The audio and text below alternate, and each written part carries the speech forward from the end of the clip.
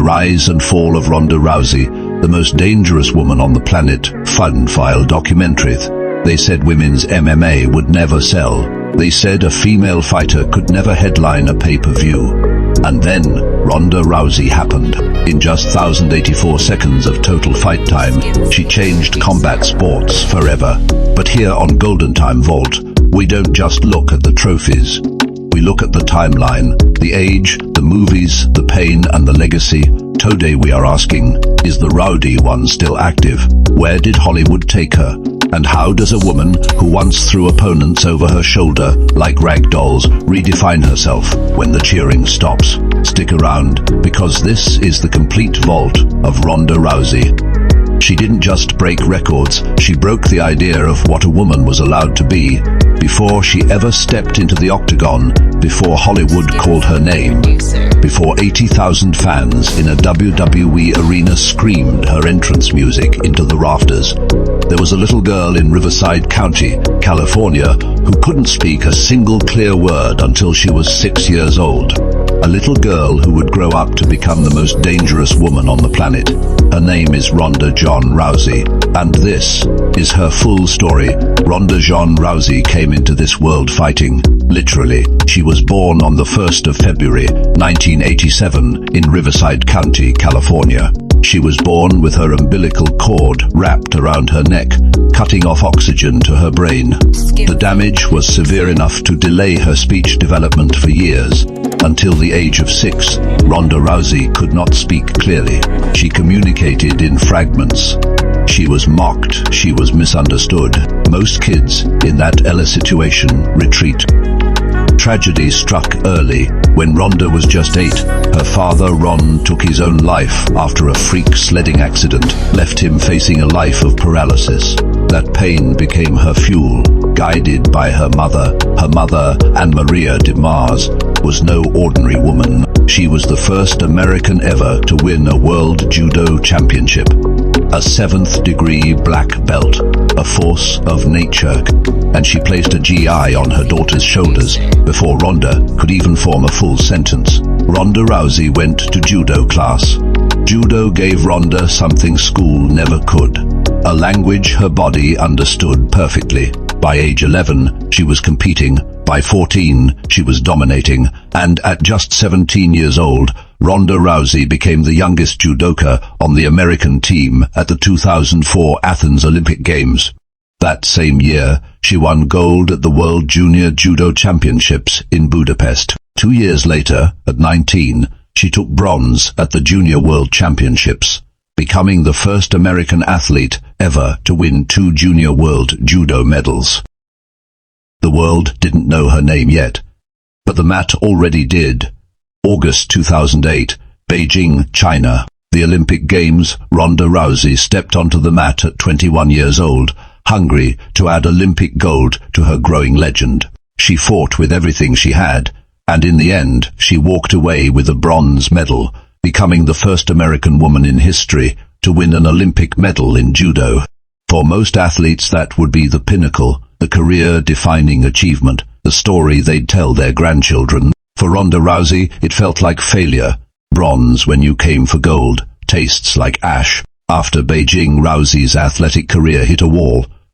The judo sponsorships dried up, the endorsement deals never came, and she began to struggle financially. To survive, she did double jobs, bartending at night, coaching during the day, living out of her car at one point. The decorated Olympian sleeping in her car, but during those dark nights, Ronda stumbled across something, a new sport, raw, explosive. No rules, no pedigree required. Mixed martial arts. She saw a fight between Gina Carano and Chris Cyborg and felt something ignite in her chest. She walked into a gym, looked the trainer dead in the eye, and said she wanted to fight. The trainer probably didn't know he'd just agreed to train the woman who would transform his sport forever. Here are the facts, and they are staggering. Ronda Rousey's MMA debut came in 2010. She submitted her opponent in just 23 seconds. What followed was a streak so dominant it bordered on the absurd. She went 12 wins to 0, 12 without a single loss. And of those 12 victories, 9 came by armbar, her signature move, her weapon, her signature statement to every woman who dared step into the cage with her. UFC President Dana White had publicly, definitively declared that women would never fight in the UFC. Never. Ronda Rousey made him eat those words. On the 23rd of February 2013, at UFC 157 in Anaheim, California, Rousey fought Liz Carmouche and won by first-round armbar submission. She was 26 years old, and she had best athlete in the world.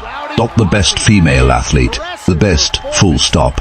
She wasn't just a champion, she was a revolution in a pair of gloves. In 2015, ESPN ranked her the #1 pound-for-pound fighter on the planet. She was voted the best female athlete of all time in a fan poll. Sports analysts, fighters and coaches around the world had one question: who on earth could beat Ronda Rousey? The champion, unbeatable, untouchable, invincible, had been knocked out for the first time in her career. The internet exploded. There's a straight left again. Holly is starting to show her skills. Ducking. Wow. This is incredible. Overnight, Rousey disappeared from public life for over a year. No interviews, no appearances. In her absence, she later admitted she'd contemplated ending her life. The fall from that high, from being the most celebrated athlete in the world to being knocked out on international television, was something her mind couldn't process quickly. She returned at UFC 207, facing Amanda Nunes, hoping to reclaim her throne. It lasted 48 seconds. Nunes was relentless, and Rousey retired from MMA. But here is what the headlines never told you. Years later, Rousey revealed the truth. She had been hiding a severe concussion history for years, going all the way back to her judo days. I was medically fighting when I was faster, stronger, because disclosing and had a better understanding of the art than ever before. Her body, it was a really hard decision to understand for her, one that my body made for me. In 2018, Ronda Rousey became the first female fighter ever inducted into the UFC Hall of Fame. She was 31 years old, and her story was far from over. Ronda Rousey's Hollywood career, the films, the ages, the moments, even while she was dominating the UFC, Hollywood came knocking. And Ronda Rousey didn't just answer the door, she kicked it down. Her acting debut came in 2014, at age 27. Her first major motion picture role was Truly Met Ronda Rousey, the movie star, in one of the highest grossing films in cinema history, pulling in over $1.5 billion globally. She appeared as a hand-to-hand combat specialist opposite Michelle Rodriguez in a stunning action sequence. Fast and Furious 7 wasn't just a film, it was a cultural event, and Rousey was at the center of it.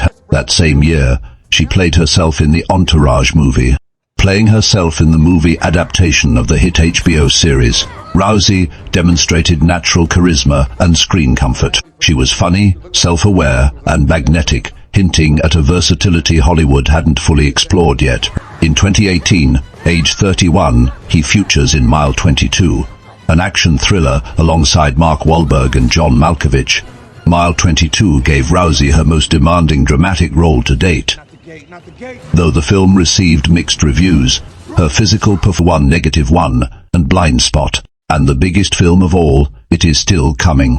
Netflix has greenlit a full-length biographical film about Ronda Rousey's life. In a remarkable creative move, Rousey herself wrote the screenplay, bringing her own voice, her own truth to the story of her rise and fall. Production is underway, with a female director attached to helm the project.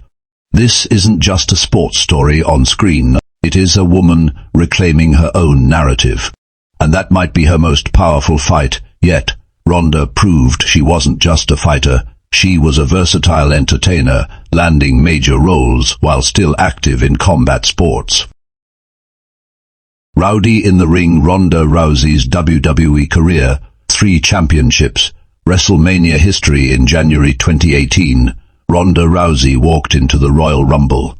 Not as a fighter, not as an actress, but as a professional wrestler. The crowd detonated. She is the only woman in the world to have been a champion in both the UFC and the WWE. Let that sink in. Her final WWE match came at SummerSlam 2023. She competed in an MMA rules match against Shayna Baszler and lost. See heavyweight fighter Travis Browne. Together, they have 2 daughters. Their second born in early 2025. By her own descriptions, in October 2025, she released Expecting the Unexpected, a graphic novel she wrote while recovering from injury, illustrated by acclaimed comic artist Mike Diodato. She is also a screenwriter.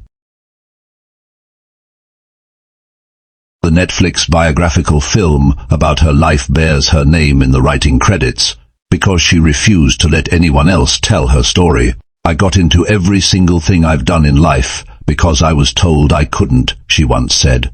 Some things never change. The Ronda Rousey legacy, why her story will be told for generations. Let's pause here. Let's talk about legacy. Because legacy is not just about what you won, legacy is about what you changed. Before Ronda Rousey, the UFC wouldn't let women fight. Not because women weren't skilled enough. Not Amanda Nunes, Zhang Weili, Misha Tate, Joanna Jedrzejczyk. Every woman who has fought in the UFC, who has commanded a PPV main event, who has had her name on a championship belt, she fights in a door that Ronda Rousey kicked open. In WWE, she headlined WrestleMania at a time when that stage had the first women's UFC championship. At 26, she dominated 12 consecutive opponents without a single loss. She appeared in films grossing. She is a mother, a writer, a screenwriter, a graphic novelist, and a woman whose next chapter is being written entirely on her own terms. Is she still active in her art?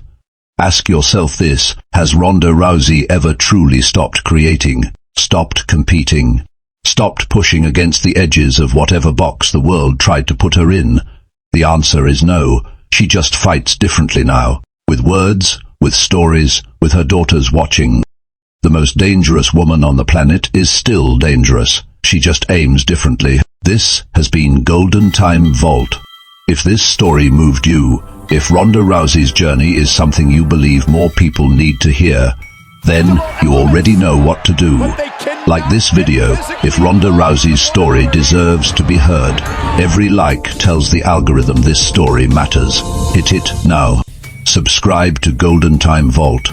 We drop cinematic documentaries every single week on the legends who shaped history, sports, power, and culture. Don't miss the next one. Comment below. Who do you think had a bigger impact on women's sports, Ronda Rousey or Serena Williams? Drop your answer. Let's debate. Share this video with someone who doesn't know Ronda Rousey's full story. One share could change someone's perspective today. This is GoldenTime Vault. History never sounded this good. Thank you for watching. Don't forget to like and subscribe.